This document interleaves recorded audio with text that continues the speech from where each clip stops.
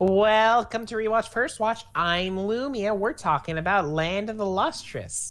I'm with my co-host, not his co-host. I've been promoted to host. Keyblade Spirit. I'm gonna get fired. You are fired right now, immediately. Oh, well. Anyway. This is my result of winning that debate. Yeah, anyway, Land of the Lustrous episodes 7 through 9. What are your initial thoughts? Good. Very good. One standout from, I think, it was episode 7. They did a good job of justifying the functionality of the high heels that they wear. Yes, it wasn't just aesthetic. Well, I mean, it is just aesthetic, but it looked cool. Yeah, well, no, it looks cool, and I think it was Antarcticite who they get thrown back and they're able to catch themselves on the high heel, like dig it into the ice. Yeah. I mean, I think this only works in winter, but... Yeah, I imagine it could work on dirt, too. Probably. It just works especially well on ice. Yeah. Well, episode 7 did introduce... I mean, we've been known that they need sunlight for energy, so the logical explanation is that winter, when there's less sunlight, the gems hibernate. Yeah. Yeah. Although also, because it's winter and there's less sunlight, the Luminarians are also going to be out less. Yes. But when there is sun, you know. Yeah, they will come out, but yeah. Yeah. And in this arc, we got to see Foss, in a sense, become what she's always wanted to be. Yeah, and at every cost. Yes. I picked up on... I realized something when I was watching this on my second watch. Really? Is this only your second watch? Yeah, I've only seen the show twice. Okay. This is my second time watching it.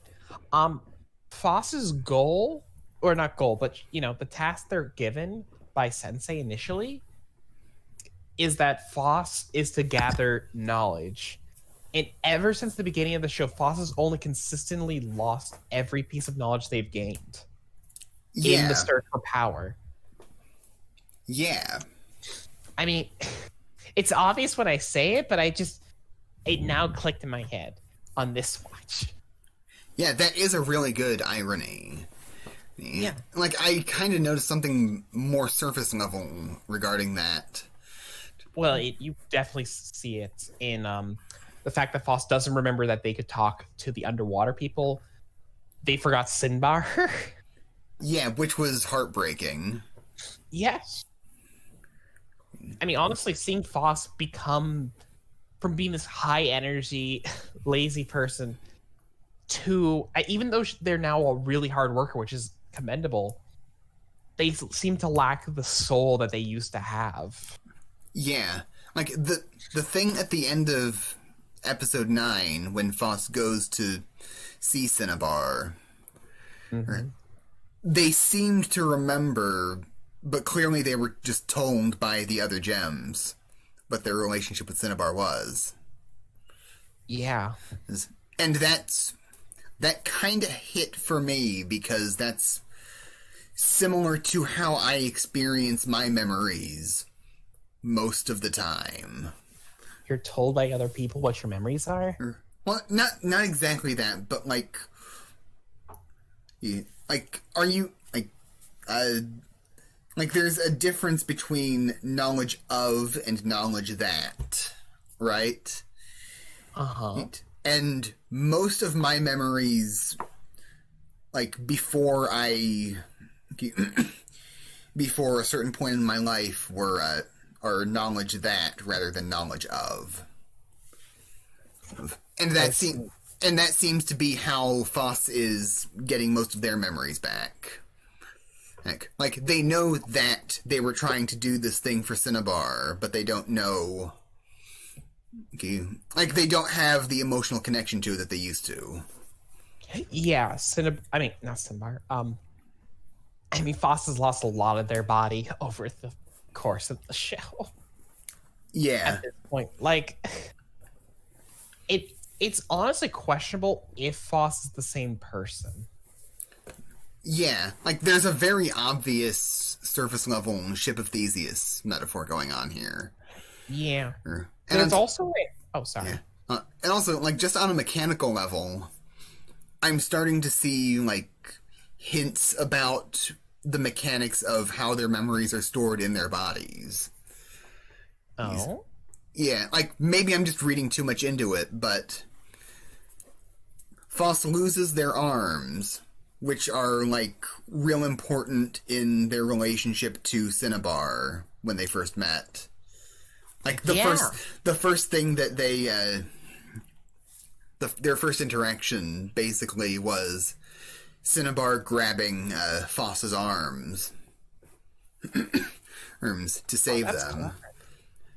And so my theory right now is that their memories, when possible, are stored in the parts of their bodies that are associated with those memories. I can believe that. That would explain why when they lost their legs, they, didn't forget about Sinbar then. Yeah. But they did forget about Jade.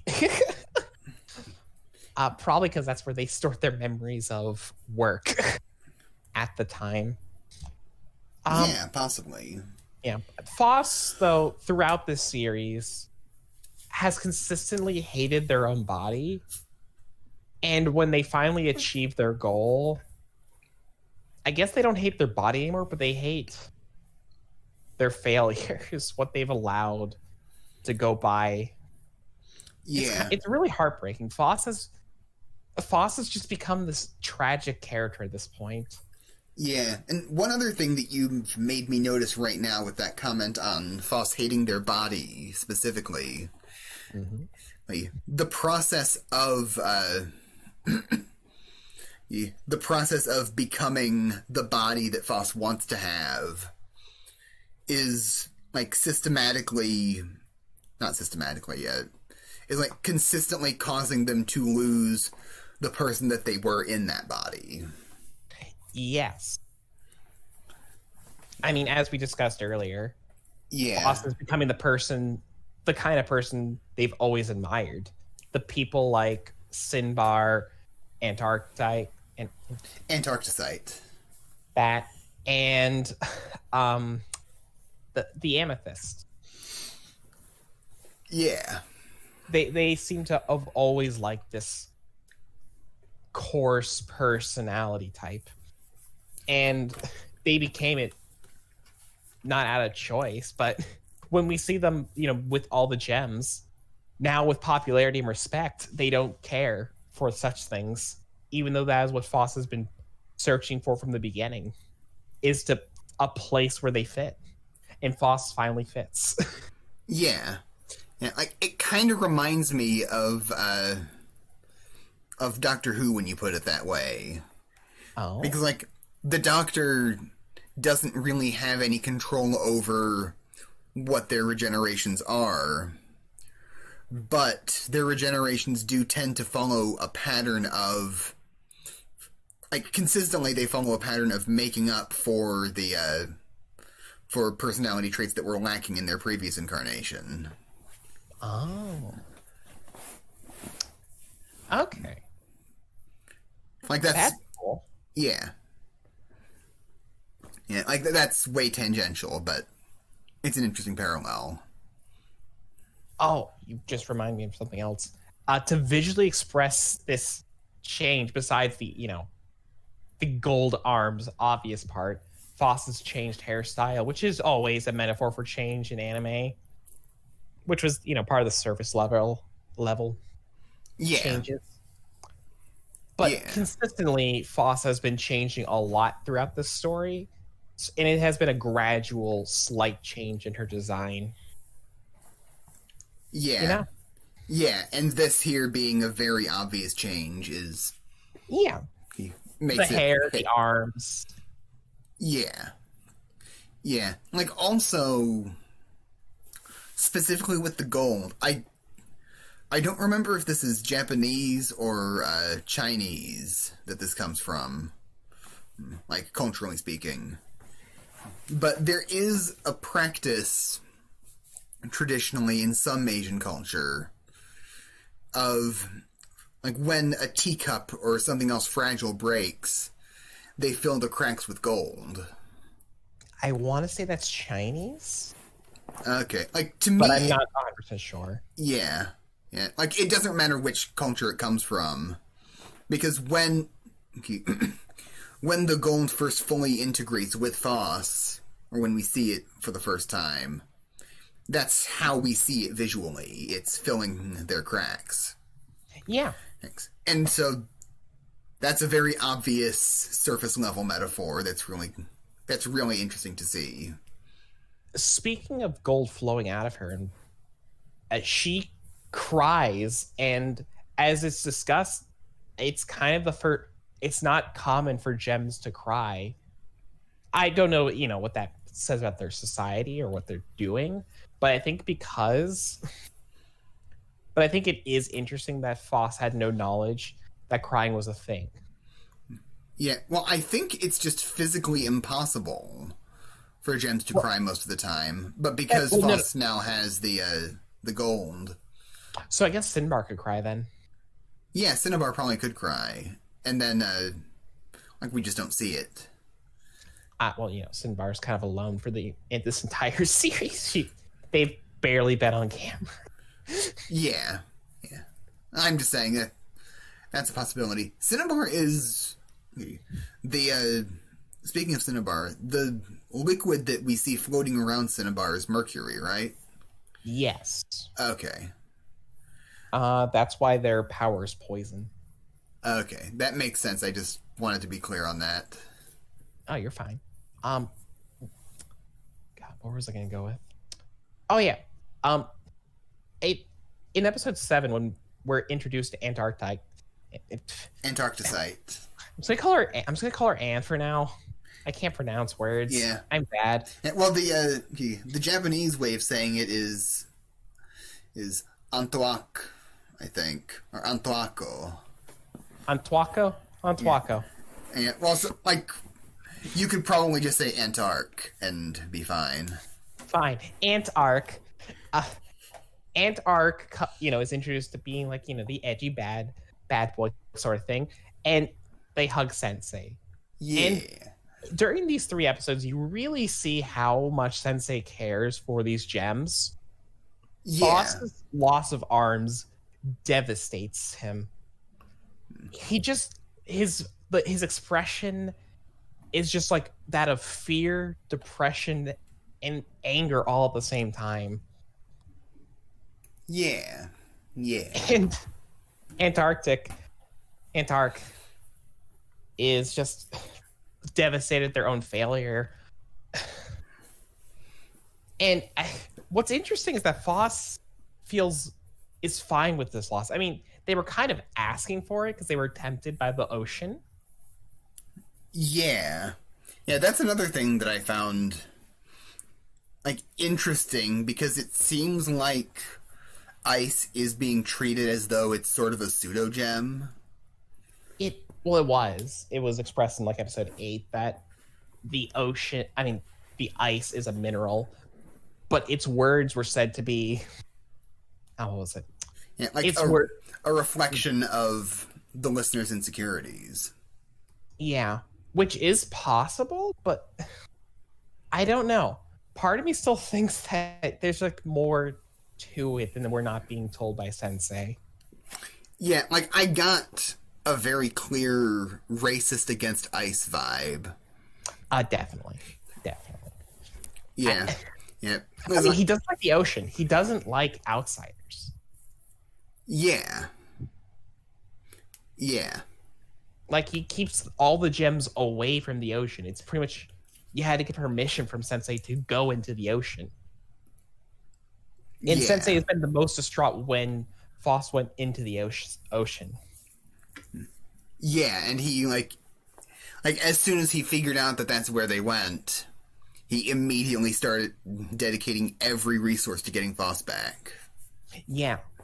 Which, I mean, yeah, it's a death sentence for Foss if they broke down there. But yeah. I mean, I feel like, I mean, they've been, Sensei's been keeping a lot of knowledge away from all the gems. So that's part of what makes me think there's more to the ice racism. Yeah. That's my theory because I still don't actually know. Yeah. But ooh, I forget where the last 3 episodes go because my memory of the show kind of stops around when Foss becomes this form. Okay. Because it's been 3 years since I've seen and read the manga, so okay. It's been a hot minute. Yeah. Oh, super excited! This is such a good show. It's so good. I love it. This show's better than I remember. Honestly, I gave it an 8 out of 10 when I first watched it. This might be a 9 out of 10 for me. Yeah, I might give it an 8 out of 10 as well. Because it is very solid. Yeah. Yeah. Unlike Antarcticite for most of the year. Ooh. Then they're a liquid. Yeah. I did it. Also, the way they portray Foss's depression is really cool. I love this show. I like this. This is the only good gem show, unless there's another one that I'm not unaware of. Well, I don't know about. Actually, no, I don't know of any others specifically. I do like that this show is much better about treating the gems specifically as gems and basing what they're able to do specifically around the properties of the gem. Yeah, it's really cool. Yeah, as opposed to Steven Universe, which is good in the way it portrays powers, but it doesn't really do that. Like, the gems could be anything. If they weren't, they could be anything that can be shattered. They're gems because it's a cool concept. It's cool to make your characters rock people. Yeah. Because elementals are inherently a cool concept. Yeah, but like in Steven Universe, theoretically, you don't have to have Garnet be the one that's punching things. There's nothing about the rock Garnet that indicates that if it were a person, it would be punching things. Yeah.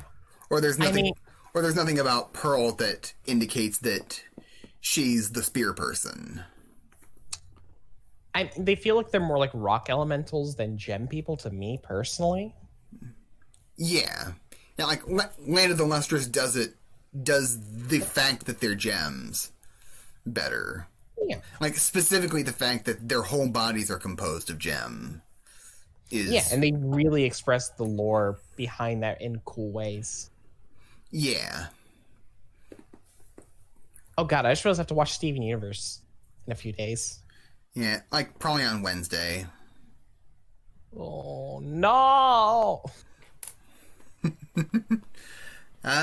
Yeah. Well, I'm looking forward to it. Heathen. Beaven. Well, commenters, tell us. Are you a Foss fan or are you a Steven boy? Are you a Foss Chad? Are you a non-binary Foss Chad?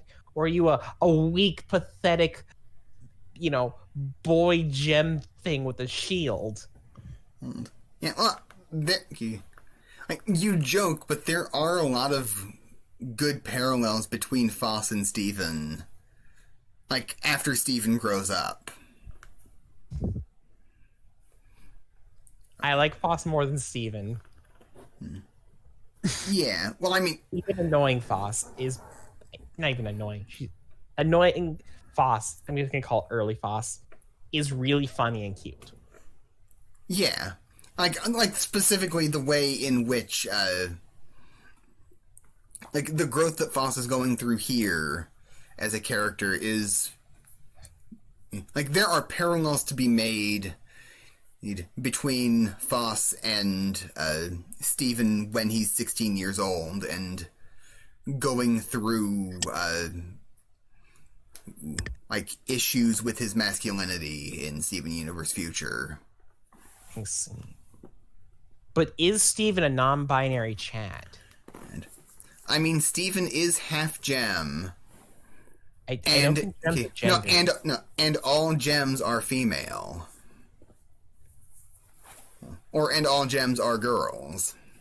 Does that make Stephen a demi-boy? Probably more like demi-girl. I'm so confused. He uses he, him pronouns. I'm talking about lore of a series I don't care that much about. I don't care. Fuck you, Steven. I'll see you in hell. Foss, I'll see you in heaven. Wait, I can't go to both those places. I mean, neither heaven nor hell exists. Ha ha! Atheist joke. Like, comment, subscribe. Goodbye.